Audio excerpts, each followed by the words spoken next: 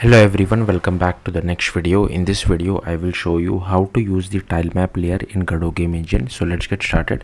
So I'm using Godot 4.4. So first I'll just create one 2D scene, and it can be anything.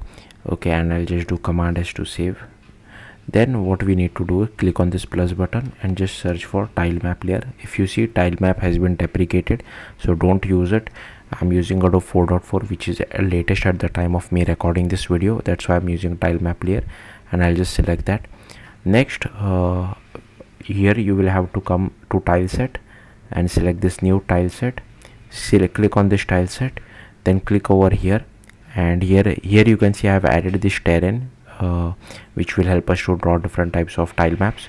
So I can just drag and drop this terrain over here and just click on yes over here, so it will automatically create the proper tile sets for us, but obviously we can change it whenever we feel like. And then just go to tile map.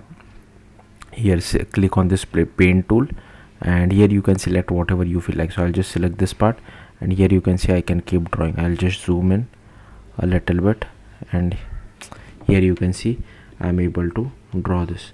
If I want to remove this as well, I can just, so I'm drawing it while left clicking on the mouse, but if I want to remove it, I can just click on the right click of my mouse and just move it over the existing space, and it will help us to remove it. So yeah, that's how you can use tile map layer in Godot game engine. Thank you for watching. Bye.